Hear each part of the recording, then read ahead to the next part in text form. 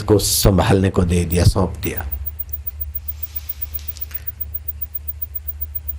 कुछ ही दिनों में सभी शिष्यों से भर्तृ ज्यादा तेजस्वी ऊंचे शिष्य साबित हो रहे थे।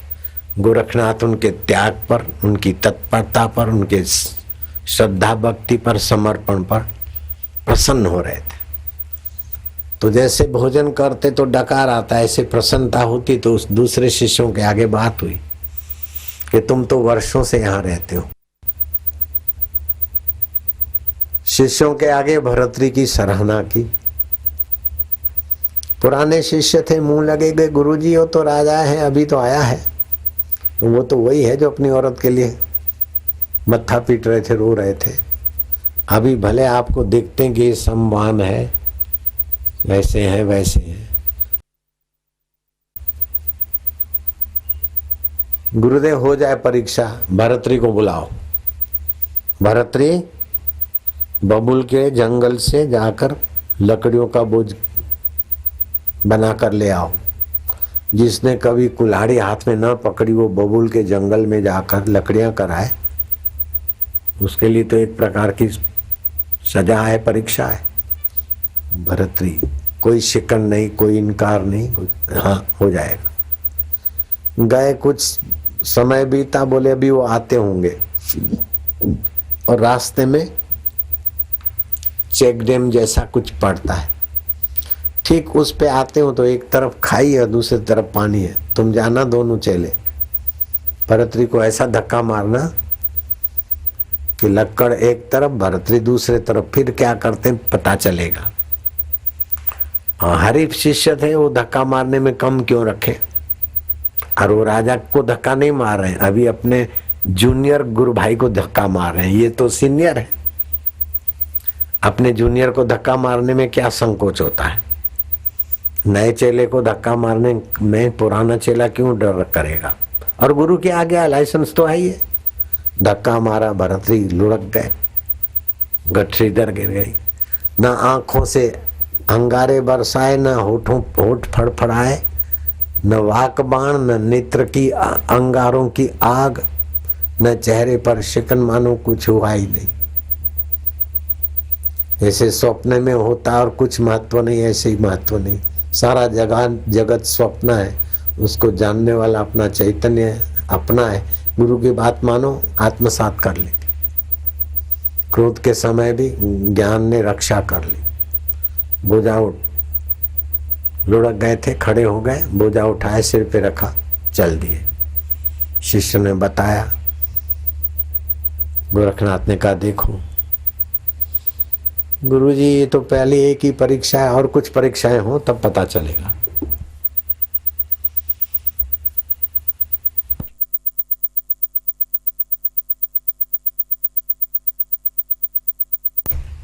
शिष्यों के समूह को ज्ञान मार्ग से आदमी कितना तेजी से ईश्वर को पा सकता है, उसका प्रत्यक्ष अनुभव। योग समाधि अपनी जगह पर है, लेकिन श्री कृष्ण जो ज्ञान समाधि की महिमा गाते हैं, वो ज्ञान समाधि तो जितना जल्दी चाहो उतना पा सकते हो। आत्मोपमेन सर्वत्र समम पश्यति यो अर्जुना, सुखम वा यदि वा दुखम स योगी परमो मता। मेरे नजर में वो परम योगी है। ऐसी यात्रा करने वाले राजा भर्तृ पर संदेह करने वाले शिष्यों को सबक सिखाने के लिए भर्तृ को बुलावा भेजा कि भर्तृ, हमारे आश्रम में उसी को शिष्य तो दिया जाता है जो 1 महीना मरुभूमि में नंगे पैर यात्रा करे। अगर छाए पे पैर पड़ गया तो वो विफल शिष्य है, वो गुरु का कृपा पात्र नहीं है। मौज मजा और आराम के लिए गुरुद्वार नहीं है। सारे मौज मजे के आकर्षण मिटाकर परम पद का सच्चे सुख में आराम जब तक नहीं मिला तब बाह्य आराम में फिसलना, ये हमारे यहाँ नहीं है परंपरा।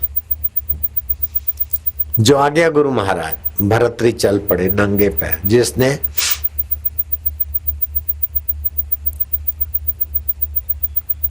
गलीचों से पैर नीचे नहीं रखा होगा, वो नंगे पैर। और जब भूख लगे तो कहीं से भूख भिक्षा मांगना, लेकिन छाए पे पैर न पड़े। जेठ अषाढ़ की गर्मी फोले होते और फूट जाते, और ये सम्राट यात्रा किए जा रहे। गोरखनाथ और उनके साथी जो चेले गुप्त जगहों से बाहर से कहीं कहीं दूर से देखते कि देख यहाँ पहुंचा है, अब यहाँ पहुंचा। अब देखना मैं अपनी योग शक्ति से वृक्ष उत्पन्न करूंगा मरुभूमि में। इसके पैरों में छाया आती है, खड़ा रहता है, पैरों को आराम देता है कि छाया से भागता देख लेना।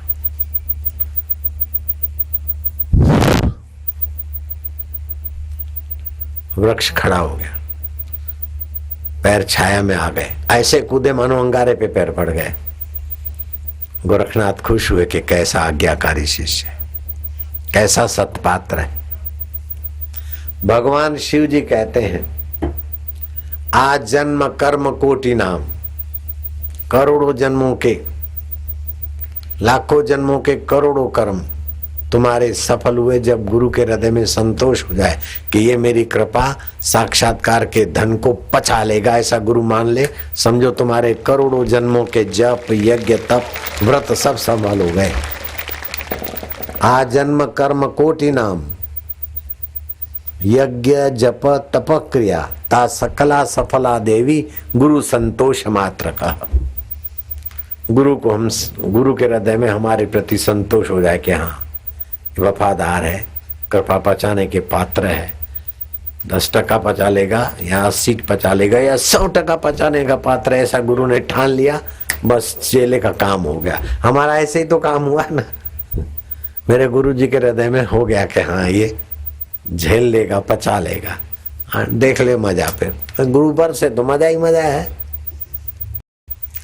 पूरा प्रभु आराधिए, पूरा जाका नाम, नानक पूरा पाइए पूरे के गुणगान। ब्रह्म परमात्मा पूर्ण है और पूर्ण गुरु की कृपा से ही पूर्ण गुरु का ज्ञान अनुभव में आता है। अनुभव में आता है, ये समझाने के लिए बोलना पड़ता है। सारे अनुभव उसी ज्ञान की सत्ता से होते हैं, वहां वाणी नहीं जाती। बापू जी क्या अनुभव होता है, इर्द गिर्द का बताया जा सकता, पूरा बताने में चुप हो जाएंगे। नींद में क्या अनुभव होता है कि बड़ी शांति मिलती है, ऐसा होता नहीं। तुमको गहरी नींद हो उस समय अनुभव बताना। आप जब गहरी नींद में हो उस समय का आप उस समय अनुभव बताना। बता सकते क्या? गहरी नींद का अनुभव गहरी नींद में नहीं बोल सकते आप।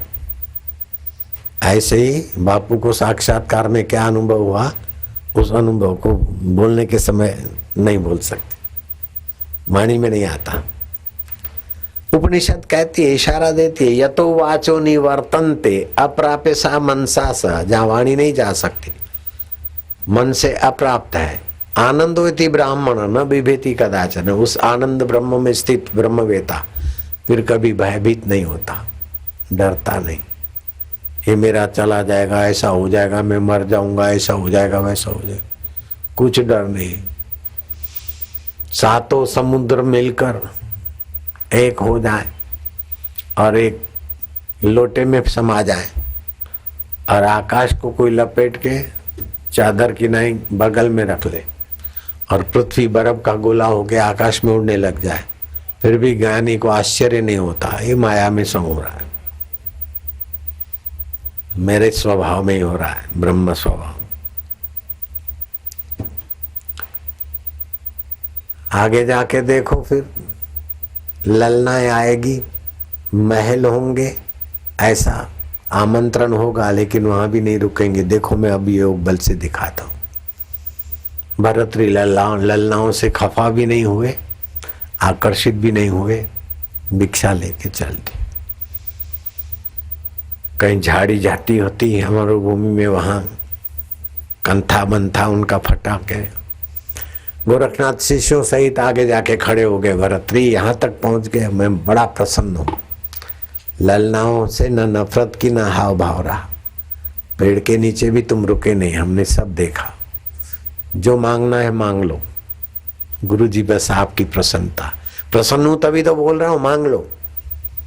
बोले गुरुदेव बस कुछ नहीं। भरतरी सावधान। जी गुरु महाराज।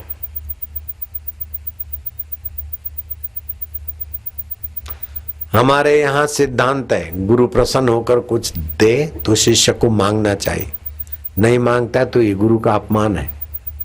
कुछ न कुछ मांग लो। नहीं गुरु जी जरूर मांगता हूं, आप देना ही चाहते ना। तो ये मेरा कंथा फट गया है, ये सुई है और ये धागा है, सुई में धागा परो दीजिए बस।